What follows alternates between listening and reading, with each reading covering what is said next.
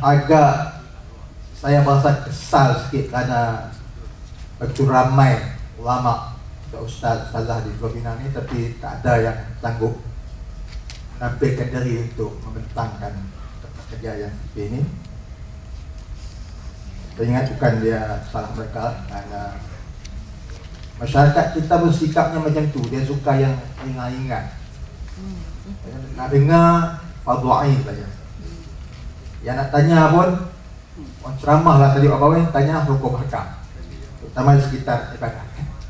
Itu kecenderungan masyarakat kita. Jadi ustaz kita pun banyak buat kerja tu lah. Jadi kalau yang agak berat sikit, susah. Saya 2-3 hari lepas saya pergi ke Kuala Lumpur cari penerbit untuk menerbitkan sebuah buku yang saya siap tulis. Buku ni saya bagi judul Menongkah Arus Globalisasi. Jadi 2-3 penerbit dia tengok belek, tengok ish, berat, takut tak laku. Kami ni orang berniaga, suka orang suka baca. Yang masyarakat kita suka baca ringan, berat-berat tak suka baca. Ya, kalau saya fikir kalau macam ni sampai bila kita nak meningkatkan ilmu kita? Sedangkan agama kita ni agama ilmu, ya? Agama yang berasaskan ilmu. Tuan-tuan faham lah, perempuan juga, kalau kita ada ilmu ni, ibadat kita buat Allah Subhanahu Wa Taala tak terima. Ya, semuanya berdasarkan ilmu. Ya, rukun Islam pun berdasarkan ilmu, rukun iman berdasarkan ilmu. Kalau terutama rukun iman, kalau hanya berdasarkan taklid, ikut saja, ya, orang kata Allah ada, kita pun kata Allah ada. Orang kata Rasul Muhammad Rasul, kita pun kata Muhammad Rasul, maka dalam Islam, dalam soal akidah tidak diterima, ya. Soal taklid ni, yang pekah tu pun dipertikaikan, taklid dan pekah. Walaupun majoriti mengatakan boleh lah, bagi orang yang tak boleh berijtihad, ya, tak ada, no choice lah, dia kena taklid orang-orang yang berijtihad, ulama-ulama yang mujtahidin ini. Alhamdulillah tuan-tuan dan puan-puan sekalian, saya dipahamkan ada cucu Tuan Haji Almarhum Tuan Haji Saleh Nusri di sini. Jadi kita rasa Puan Munah boleh bantu juga, kalau ada salah dan sebagainya boleh betulkan. Sebenarnya alhamdulillah kita nampaknya di Pulau Pinang ini, Pulau Pinang, negeri Pulau Pinang melahirkan ramai ulama-ulama yang berwibawa, mungkin di samping Kelantan dan Kedah, ya. Jadi mereka ini orang yang banyak jasa kepada masyarakat, terutama dari sudut dakwah, pendidikan dan khidmat sosial mereka. Sebenarnya pondok ini tuan-tuan dan puan-puan sekalian, walaupun sekarang ini kita nampak pendidikan yang lebih teratur mengambil alih peranan pondok ini, tapi satu masa itu dulu kita tidak boleh menafikan tentang pentingnya peranan pondok, terutama sekali dari sudut menyediakan pendidikan alternatif kepada pendidikan yang diketengahkan oleh penjajah Inggeris kepada rakyat di negara kita atau di rantau. Malah pondok merupakan benteng. Benteng maksudnya pertahanan daripada serangan fikiran, mental onslaught yang dilancarkan oleh penjajah. Sebab penjajah ni dia tak datang sendiri, dia ada pembantu dia, iaitu golongan missionary. Golongan missionary, kemudian juga golongan yang kita kenali sebagai orientalis, para pengkaji tentang isu-isu ketimuran ini. Yang diberi fokus utama oleh mereka ialah tentang agama Islam dan umat Islam itu sendiri. Agama lain dan umat lain mereka kaji juga. Bangsa Timur, budaya orang Timur, sejarah bangsa Timur mereka kaji juga, tapi tak banyak. Yang banyak mereka kaji oleh golongan missionary, oleh golongan orientalis ini, pekaji-pekaji ketimuran orang barat ini, ialah tentang Islam dan umat Islam. Mereka ini bergerak serentak dengan missionary Kristian, para mubalik Kristian.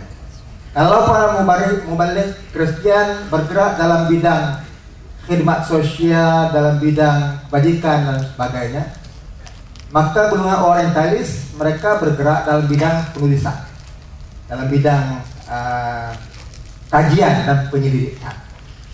Dan mereka bekerjasama untuk sama-sama merosakkan akidah Islam kita dan pegangan agama umat Islam. Jadi dengan adanya pendidikan alternatif yang disediakan oleh pondok-pondok ini, maka umat Melayu dapat mempertahankan akidah mereka dan pegangan agama mereka.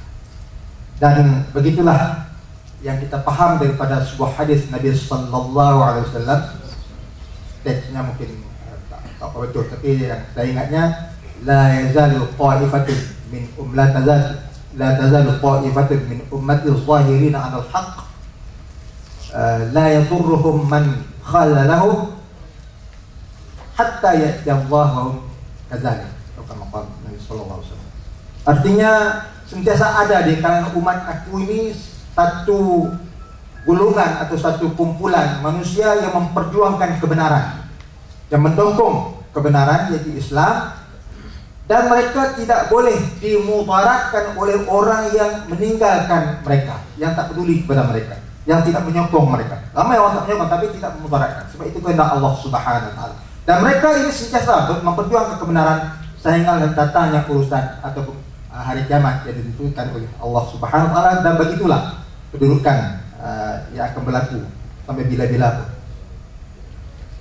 Dan satu perkara yang perlu kita beri perhatian, yaitu ramai ulama-ulama ini mereka tidak mendapat tempat yang sewajarnya atau kedudukan yang sewajarnya pada zaman mereka.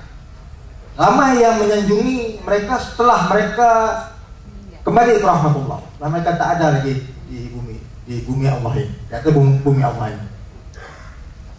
Ini tak tahulah apa sebabnya, tapi yang saya kaji tengok macam ada satu penyakit orang Islam ni, itu penyakit nostalgia. Dia suka yang lama-lama.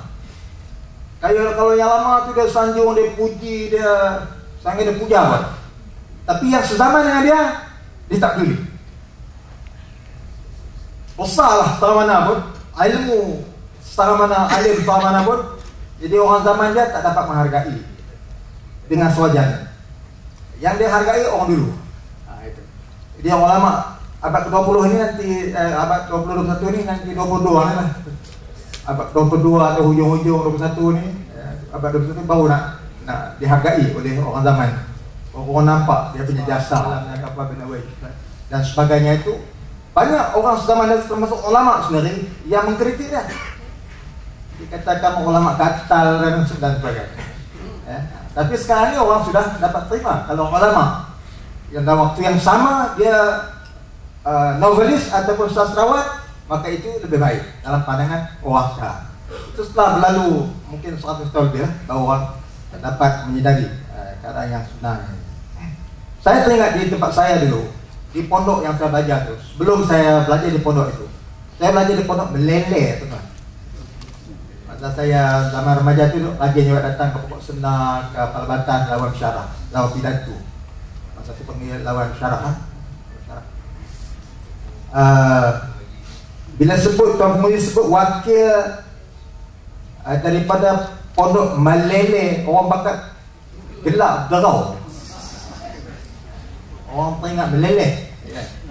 Kata meleleh ni perkataan siap, marilah. Kononnya marilah nak kita tengok Changlun tu, gajah jatuh di sana. Meleleh. Dan di sana yang Petra, Napau, Posba, itu semua nama-nama siam. Jadi pondok meleleh tempat saya belajar tu. Guru saya Datuk Mursyid Haji Taidir almarhum. Orang meninggal kata lepas. Itu musi menjadi fatwa kebangsaan.